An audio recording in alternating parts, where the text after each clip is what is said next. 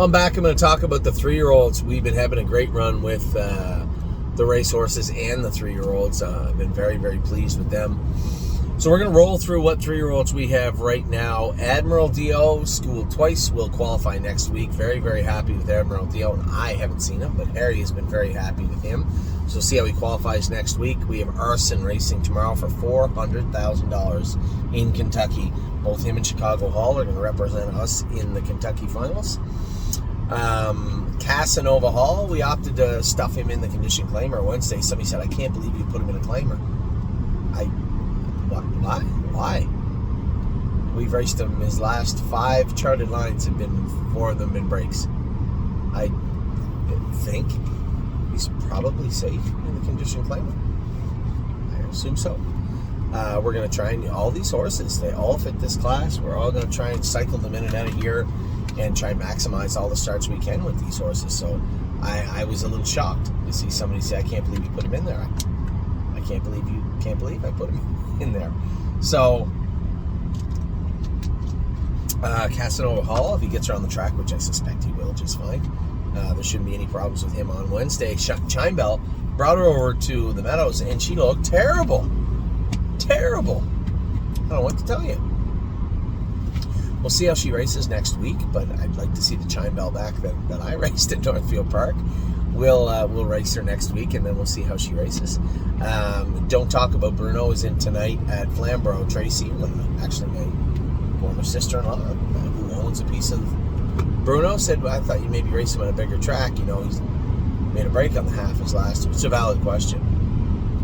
Bruno's about this big and should get around a half, and has got around a half now. It is worth mentioning his best mile of his 2-year-old season was at Clinton. You're not going to get much tighter than that half. So I'm going to say it's probably just the surface at Flamborough last week, and hopefully that surface is tightened up. Now, if I'm wrong and he makes a break, then we're going to have to address that right away. But as I drive down the road here right now, I think Flamborough is much cheaper than Georgian Downs, or Grand River and Georgian Downs, and probably a better fit for Bruno right now. Drebin was awesome yesterday. I can't wait to talk to Aaron about him. I was very happy he didn't take him back to 8th. Happy he kept going with him. I didn't know how it would end, but it certainly ended well. He drove off by 5 lengths or 4 lengths or whatever he won by, 54-1, and looked very, very good doing it. So great job by Aaron. Great job by the horse. Flash Fly did all she could, tried a 57 and a piece. She's going to go to Northfield and race an Elmer's 2 condition claimer there for now. We'll figure out what we're doing with her after George of the Jungle. I think, is he in tonight? I'm not sure if he's in tonight. He's in soon. I saw his name. Has been racing better, been racing good, so we'll see if he can keep that moving forward. Gypsy Hill's going to race tomorrow without hobbles on, guys. Somebody said, why didn't you race him in the Buckeye? You're not allowed. We raced him in the grassroots and the Sire Stakes coming up, and no, I didn't want to race against Tennessee Tom and those horses again in the Ohio State Fair race. Thanks anyway. No, I'd rather just go in the fair and get a win on him. See how he feels without the hobbles on.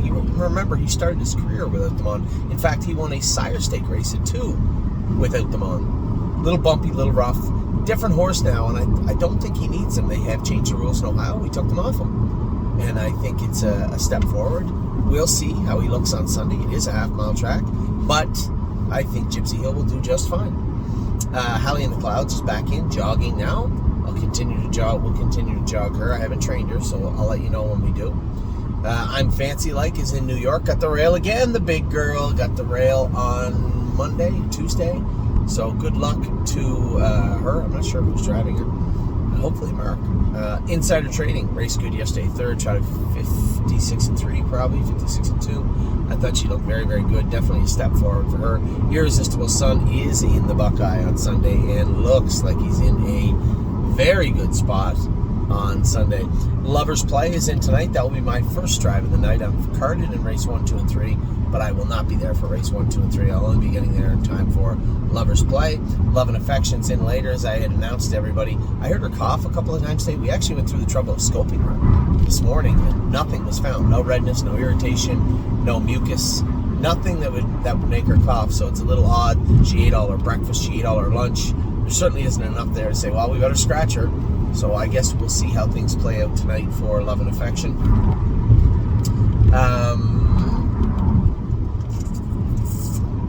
I jumped right over La Dorienne, who looked awesome the other day. She was extremely good.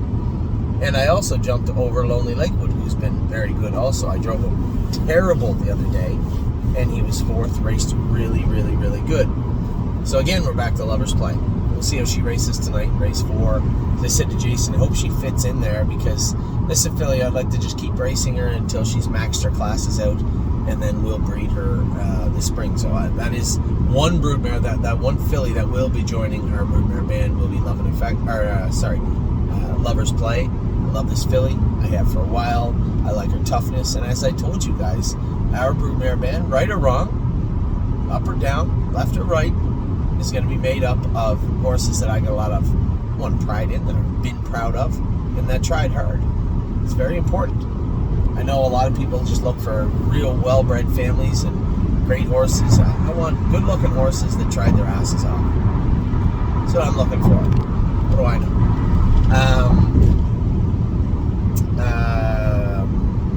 Love and Affection, as I said, or you talked about her a little bit.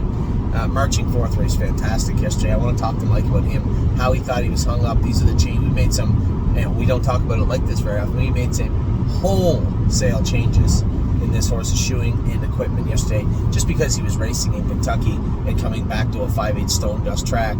You know, I saw where he was getting out of gear and getting rough, and I thought that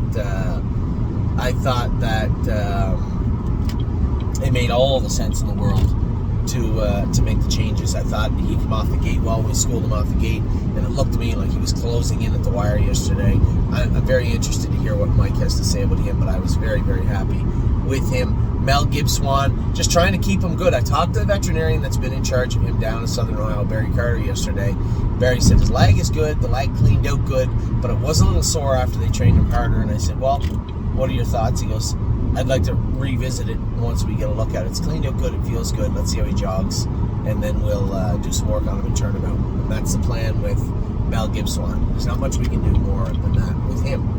Memory and Imagination, we drew 9. The only thing I didn't want to do was go down there and draw. No, it's not the only thing I did not want to do.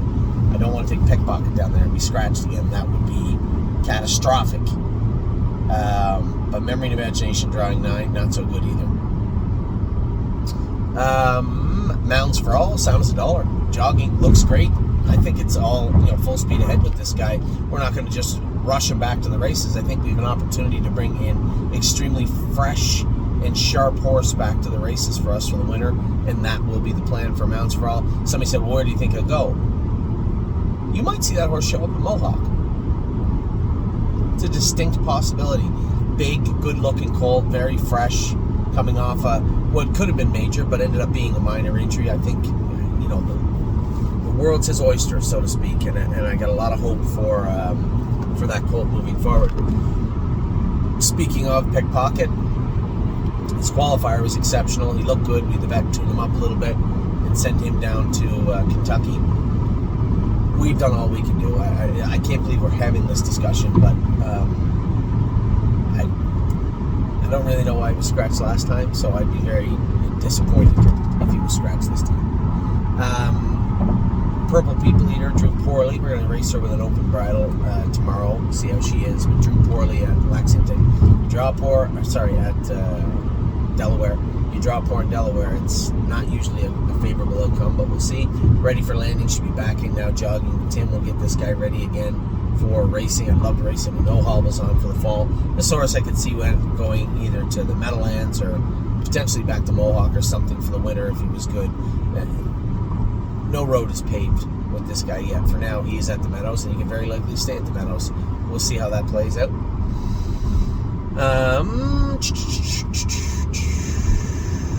Really Don't Care will be in this week, I suspect, at Mohawk. I haven't checked the list, but I'm sure she'll be in to go. Sunset Acres Girl's got a couple of fairs left. She'll come back to Ohio, race in a maiden, then we'll likely sell her. I do want to talk to Earl, who owns a big piece of this horse, and see what he wants to do. But truthfully speaking, we're not racing her all winter, I can tell you that. If they want to, that's fine. I'm sure we can come some sort of resolution.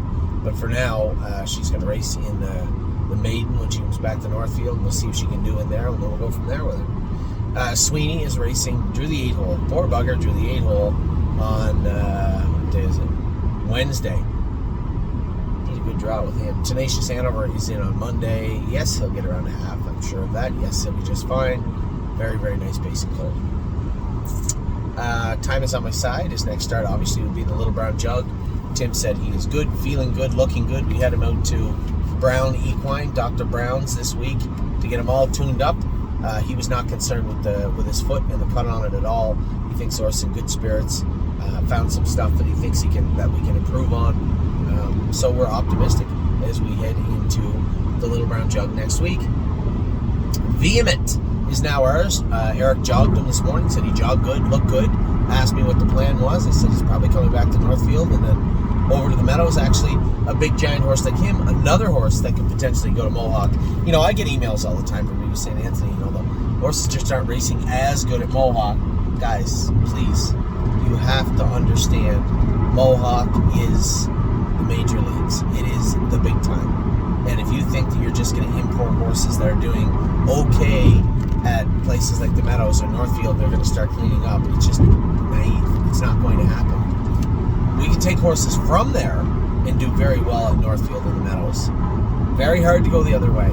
So what you're going to have to need are horses that are fresh, sharp, feeling good, can race in that numbers of 1, 2, 3 at Mohawk, or if you have a better horse that can race like Looks Like Money and horses like that can race up a little higher. I like to stay away from those middle conditions if at all possible. Victory Blue Chip is in tonight. You know, I'd say this might be his last start for us. I don't know. I've said that like 6 times now. I don't know what we're gonna do with him after. He's like the redheaded stepchild at the orphanage. Nobody wants him. I don't understand it. And if you have red hair and lived in an orphanage when you were young, I apologize. But it's the weirdest thing. I don't get it. The horse has been racing very well all year, and people just aren't jumping in on Victory Blue Chip. Watch Your Mouth is also racing tonight. I would imagine he's soon for the sailboard also. It just is what it is, you know. There's just so many horses out there that are okay. It shouldn't be shocking to anybody. And Watch Your Mouth, his horse paced 54 a couple of times. A decent horse, but not really a stable horse. You'll probably move on with him also. And Widespread Panic. Great mile from that horse the other day. He's learning. He's growing. He's figuring it out. Can't wait to see what he does for the rest of the fall, and I hope he stays with us. If we run into an impasse where he just can't move forward or struggling where he's at, well, that's a problem. And hopefully we don't find any of those impasses. But for the 3-year-olds, they're all done now. I'll come back with the 2-year-olds. I'm going to do my opening after the Meadows. Not a whole lot is going to change after the Meadows. I expect both these horses to race decently well. You know, the news of the week, obviously, is the sale and how we did at the sale and how the horses look. I've done a number of videos about them. So we'll see. We'll see how the rest of the week progresses. But definitely storylines coming up on Sunday and on Monday and on Tuesday and on Thursday. Big week ahead for the stable. So take care. I will talk to you all very soon. Hope you're having a great